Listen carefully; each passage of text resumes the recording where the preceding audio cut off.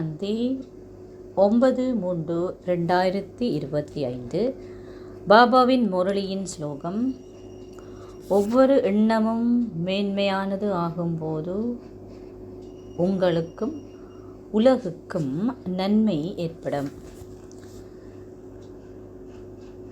முதலிலே எண்ணங்களுடைய வகைகளை நாங்கள் சாதாரணமான மாதிரி வகைப்படுத்தினோம் என்றால், சாதாரணமான எண்ணம், ஆக்கப்பூர்வமான எண்ணம், வீணான எண்ணம், எதிர்முகமான எண்ணம் என்று 4 வகையாக இந்த மொழியிலே நாங்கள் பார்க்கின்றோம். ஆனால் வீணான எண்ணமோ சாதாரணமான எண்ணமோ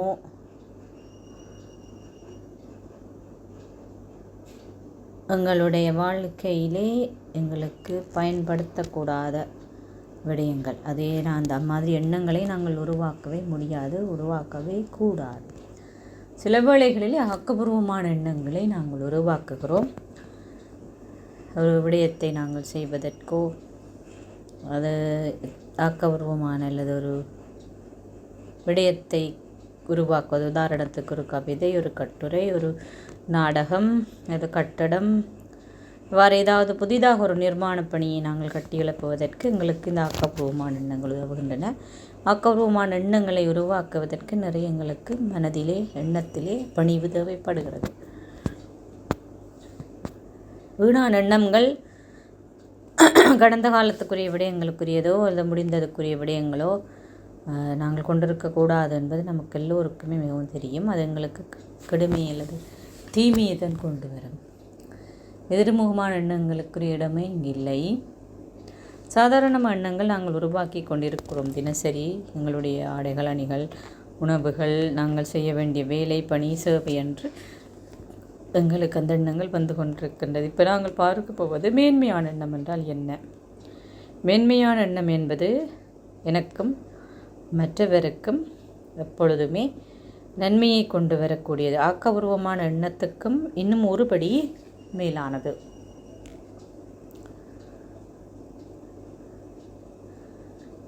அவை நாங்கள் சுயமரியாதை என்று சொல்லப்படுகின்ற எங்களை பற்றின சரியான ஒரு கண்ணோட்டம் அல்லது பார்வை முதல் எங்களை நிலைநிறுத்தி கொள்ள வேண்டும்.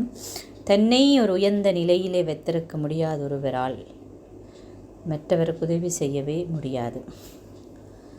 எப்பொழுதுமே தன்னை பற்றின அந்த கண்ணோட்டம் தாழ்வோ அல்லது உயர்ந்தோ இருக்கக்கூடாது.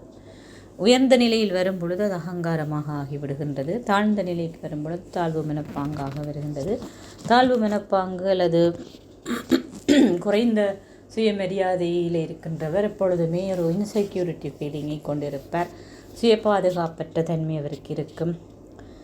யாராவது ஒருத்தர் அவரை மிஞ்சி அல்லது நாள் பலருடன் இருக்கும் பொழுது அதே சிறப்பியல்போ இல்லாவிட்டால் கொஞ்சம் வித்தியாசமான சிறப்பியல்பை கொண்ட நபர் இருக்கும் பொழுது அவர் தனக்கு எதிரி என்ற உணர்வு அவருக்கு ஏற்படுகின்றது. இது அவர் எதிரி அல்ல, இது அவருடைய சுயமரியாதை குறைவில் ஏற்படுகின்ற ஒரு பிரச்சனை. அதே மாதிரி வேறு தினமும் அவை செய்கின்ற பணி, அதை வேறு யாராவது செய்தாலும் அவர்களுக்கு ஒரு இன்செக்யூரிட்டி ஃபீலிங் ஏற்படுகின்றது. இவ்வாறு எல்லாம் அவர்கள் கொண்டிருப்பது என்பது அவர்களுடைய ஆன்மீக முன்னேற்றத்துக்கு ஒரு ஆரோக்கியமான விடயம் அல்ல. அது ஒவ்வொரு முறையும் அவர்கள் இவ்வாறு சிந்திக்கும் பொழுது அவர்களுடைய ஆன்மீக சக்தியை அது குறைத்து விடுகின்றது. அவை இவ்வாறு கொண்டிருப்பவர் மற்றவரை அல்லது மற்ற ஆக்களை ஒரு சவாலாகவோ அல்லது போட்டியாகவோ சிந்திப்பதற்கான ஒரு சந்தர்ப்பம் இருக்கின்றது. சிலர் தாங்கள் சரியென்று நிரூபிப்பதற்காகவும் மற்றவர்களை குறை சொல்கின்ற இவ்வாறு பல வகையான எதிர்முகமான விடயங்கள் மனதிலே உருவாகின்றன. பிராமணர்கள் ஆகிய பிறகும், பாபாவுடைய குழந்தைகள் ஆகிய பிறகும் இவ்வாறு பல சிக்கல்களில் அல்லது இந்த புயல்களிலே மாட்டிக்கொள்கின்றார்கள். அவை மேன்மையான எண்ணம் என்று சொல்லும் பொழுது இந்த மாதிரியான இந்த எண்ணங்களுக்கும் இடமே இல்லை. எப்பொழுதும் தன்னுடைய பெருமை அல்லது தன்னுடைய முகத்துவம், தன்னுடைய முக்கியம், தன்னுடைய தேவை அல்லது தன்னுடைய சிறப்பியல்பினுடைய தகுதி அல்லது அதனுடைய தராதரத்தை புரிந்து கொண்டு அந்த ஆசனத்திலே எப்பையும் தன்னை நிலைநிறுத்தி கொள்வார். அதாவது ஒரு வைரம் என்பது எப்பொழுதுமே அதற்குரிய இடத்தில் தான் வைக்கப்படுகின்றது. அவை தன்னை பற்றின சரியான பார்வை இருக்கின்றவர் எப்பொழுதும் தன்னுடைய மனதை இந்த மாதிரியான குப்பையான ஒரு செல்மிசமான அல்லது சின்ன விடயங்களுக்கு செல்வதற்கு அனுமதிக்க மாட்டார். ஆகவேதான் மேன்மையான நிலையிலே மனதை கொண்டிருப்பதற்கு சுற்றி வருகின்ற சூழல் பல விடயங்கள் நடக்கும். போட்டி, பொறாமை, சண்டை சச்சரவு மாதிரி தவறான அவதூறுகள், பழிச்சொல்லுகள், தவறான புரிந்துணர்வு, இப்படியெல்லாம் எதுவும் நடந்தாலும் தன்னுடைய நிலையை ஒரு நாளும் விளக்க மாட்டார். நிரந்தரமான அமைதியும் நிரந்தரமான திருப்தியும் அவருடைய மனதிலும் புத்தியிலும் குடிகொண்டிருக்கும். இந்த நிரந்தரமான அமைதியும் திருப்தியும் இருக்கின்ற ஒருவரால் தான் தன்னை பற்றியும் மற்றவரை பற்றியும் ஒரு மேன்மையான எண்ணத்தை கொண்டிருக்க முடியும். அதனால் தான் சொல்வார்கள், நிறைகுடம் தளம்பாது. ஆகவே தவறான எந்த விதமான புரிந்துணர்தலுக்கும் அங்கு இடமே இல்லை. இப்படி மேன்மையான எண்ணங்களை கொண்டிருப்பவர் தான் தானை ஆக முடியும். உலகத்திலே மிகப்பெரிய புண்ணியம் என்னவென்று சொன்னால் மற்றவர்களுக்கு மன வலிமையை தானமாக வழங்குதல். மன வலிமையை தானமாக வழங்குவதற்கு ஒருவர் முதலிலே தான் மிகுந்த மனவலிமை படைத்தவராக இருக்க வேண்டும். தான் மிகுந்த மனவலிமை படைத்தவராக இருக்க வேண்டும் என்று சொன்னால் தன்னிலே கவனம் செலுத்த வேண்டும். தன்னிலே கவனம் செலுத்துவதென்றால் ஸ்ரீமத் பாபாவுடைய அனைத்து வகையான கோட்பாடுகள் இவற்றிலெல்லாம் ரொம்பவும் சரியான முறையிலும் அன்புடனும் அதனை கடைப்பிடிப்பவராக இருக்க வேண்டும். தான் முரளியை சரியான முறையில் செவிமடுக்காத ஒருவரால் அல்லது ஒவ்வொரு நாளும் செவிமடுக்காத ஒருவரால் இன்னொருவருக்கு உதவி செய்வது என்பதெல்லாம் சாத்தியமே இல்லை. அதை பற்றி நாங்கள் நினைக்கவே முடியாது. அது தினசரி முரளியை எந்த சிரமமும் பார்க்காம நிலையத்திலே போய் நாங்கள் கேட்கும் பொழுது எங்களுக்கு இயல்பாக ஒரு உற்சாகம், ஒரு உத்வேகம், ஒரு தைரியம், ஒரு துணிவு அனைத்தும் ஏற்படுகின்றன. அப்பொழுதே நாங்கள் படிப்படியாக மேன்மையான எண்ணத்தை நோக்கி இலக்கில் அடியெடுத்து வைக்கின்றோம் என்பது அதனுடைய அடையாளம். அவை கேட்டது மட்டும் பத்தாது, அதனை நாங்கள் நடைமுறைப்படுத்துவதற்காக நான் சிந்தனையிலே வைத்திருக்க வேண்டும்.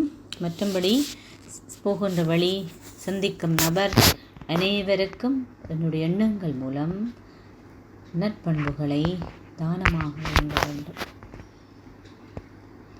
அப்படி நான் செய்து கொண்டிருப்பேனாயின் என்னுடைய எண்ணங்களை மேன்மையாக வைத்திருப்பது எனக்கு லேசாக இருக்கும். என்னுடைய மனதை நான் அப்படி பயிற்சி வைத்திருக்கிறேன். எந்த ஒரு சந்தர்ப்பம் வந்தாலும் அதை ஒரு எதிர்முகமான விளைவாகவோ ஒரு பாதிப்பாகவோ பார்ப்பதற்கு மேன்மையான எண்ணங்களை கொண்டிருப்பவரால் முடியாது. அவர் எதையுமே சரியானதாக அல்லது ஆக்கபூர்வமானதாக அல்லது தீர்வின் பாதையை நோக்கித்தான் அவர் சிந்திப்பார்.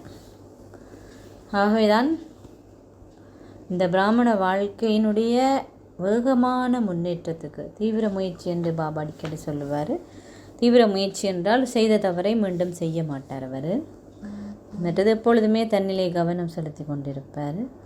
அவே வேகமான முன்னேற்றத்துக்கு எல்லா எண்ணங்களையும் முதலிலே நான் சோதித்து பார்த்து அது மேன்மையானதாக இருக்காண்டா, எனக்கும் மற்றவருக்கும் நன்மை செய்வதாக இருக்கின்றதா, நான் அமைதியையோ சந்தோஷத்தையோ நல்ல பண்புகளையோ சக்திகளையோ மன வெளிமையையோ இதற்கு தானமாக கொடுக்கும் பொழுது நிச்சயமாக எனக்கு அதிகளவு அமைதியும் சந்தோஷமும் சக்திகளும் மன வெளிமையும் அதிகளவு கிடைக்கும் என்பது திட்டவட்டமாக நமக்கு தெரியும்.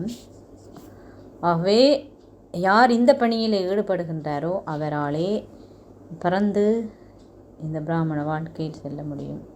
அவ்வாறு நாங்கள் 24 மணித்தியாலம் இல்லாவிட்டாலும் ஒவ்வொரு நாளும் ஒரு குறிப்பிட்ட நேரமாவது இந்த மேன்மையான எண்ணங்களை உருவாக்குவதற்காக நேரம் ஒதுக்க வேண்டும்.